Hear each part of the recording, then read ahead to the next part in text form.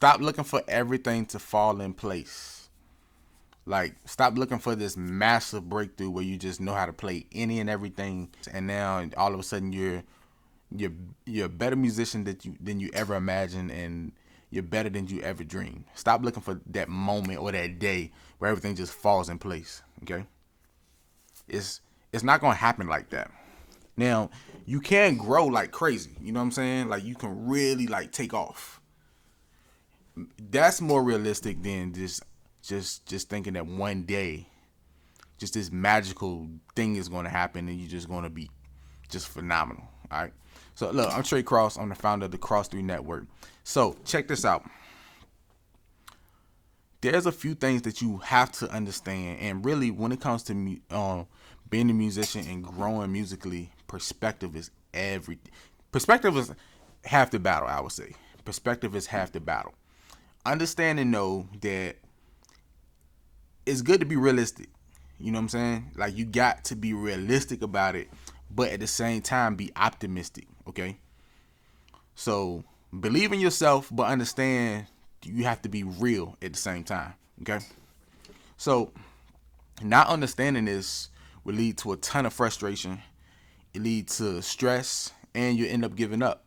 And you'll never be that musician that you could be, because you may have thought that things were going to be way easier. You may have thought that things was going to be a lot faster, because you just had the wrong perspective. Okay. So I know, like, with me, when I was growing up and I was learning how to play, there was a time when I felt stuck, and I didn't really know how to progress. I didn't know how to move forward.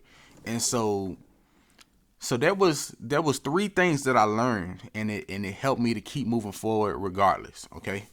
So the first thing I learned was to stop overthinking it. You know, a lot of young musicians, a lot of people that's just starting out. And when I say young musician, I'm not talking about your age. I'm talking about the amount of time you've been playing and the amount of maturity that you have. Okay. So it's really about knowing and understanding that no one masters their instrument.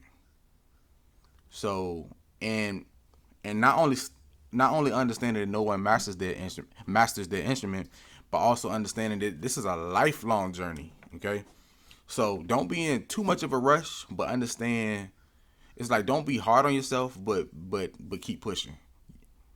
You feel me? So it's like, this is a lifetime thing. So don't be trying to be great overnight. Just the time will come if you keep putting in the work. So first of all, don't overthink it. Okay. There's a million things to learn on the piano, but you cannot overthink it. Okay. Just do not overthink. I'm going to show you how to do that in a second. I'm going to show you how not to overthink in a second, because I think a lot of people struggle with this. All right. So the second thing, and this is going to help you not to overthink the piano.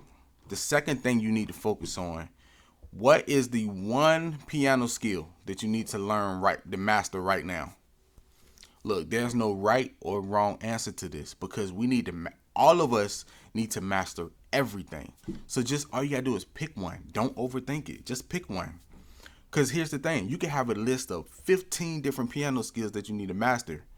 And don't be scared to pick the wrong thing, because there is no wrong thing. Just pick one, and that other thing that you thought you should have picked, you just work on that next time. That's it. That's it.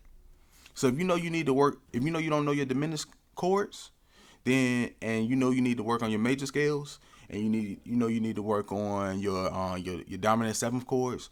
You need to work on your minor chords. Dude, work on the scales. And let's say, Trey, but I already chose diminished chords. I've already been practicing that a lot. Well, just finish that and then work on scales next. That's it. Don't overthink it. We gotta learn all of it anyway. That's all I'm saying. Look at it as a plate of food. Does it matter if you have a 3 or 4 course meal? Does it matter what you eat first, or does it matter what you eat last? It doesn't. All that matters is that you eat the whole plate and that you get full and satisfied.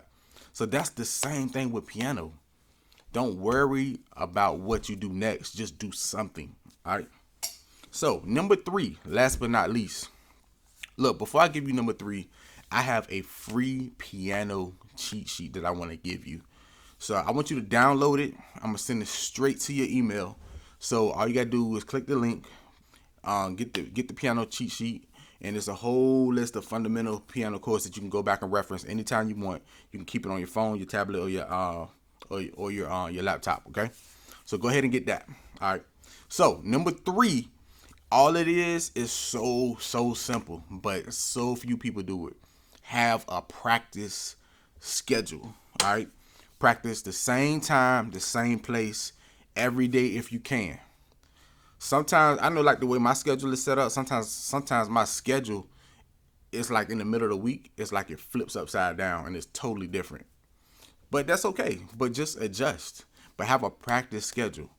I'd rather you practice once a week than practice not at all. I'd rather you practice twice a week than not at all. So do what you can. I'd rather you practice for 10 minutes a day than not at all. So just do what you can. Just have a schedule. And don't overthink that either. Do what you can, all right? So if you like this video, check out my next video on what it takes to become a good gospel keyboard player.